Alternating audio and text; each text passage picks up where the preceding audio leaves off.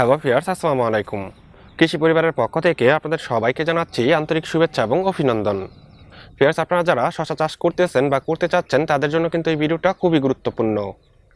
কারণ আজকের ভিডিওতে আমি আপনাদেরকে দেখাবো শশা গাছের মধ্যে কী কী পরিচর্যা করলে প্রচুর পরিমাণে স্ত্রী ফুল আসবে। ভিউয়ার্স, আজকে আমি কয়েকটি পরিচর্যার কথা বলবো, যেই পরিচর্যাগুলো আপনারা আপনাদের শশা গাছের মধ্যে করে দিলে প্রচুর পরিমাণে স্ত্রী ফুল ধরবে। তবে চলুন ভিউয়ার্স, আমরা দেখে নেই শশা গাছের মধ্যে কী কী পরিচর্যা করলে প্রচুর পরিমাণে স্ত্রী ফুল আসবে। আমরা শশা গাছের মধ্যে সর্বপ্রথমই কাটিং করে দিব। তবে অবশ্যই কিন্তু আপনাদের শশা গাছের মধ্যে কাটিং করার আগে শশা গাছের শাখা সম্পর্কে আইডিয়া রাখতে হবে। ফের দেখুন, এই জায়গায় এই শাখাটা কিন্তু 1G শাখা। শশা বীজগুলো লাগিয়ে দেওয়ার পর প্রধান যে শাখাটা বের হবে সেটাকে বলা হয় 1G শাখা। সেই শাখা থেকে পর্যায়ক্রমে যে শাখাগুলো বের হয় তাকে 2G শাখা এবং 3G শাখা বলা হয়ে থাকে। ফের আপনারা যদি নিচের দিকে দেখেন তবে দেখতে পাবেন যে এই জায়গায় কিন্তু 2G শাখাটা বের হয়েছে। এই প্রধান শাখা থেকে কিন্তু 2G শাখাটা বের হয়েছে।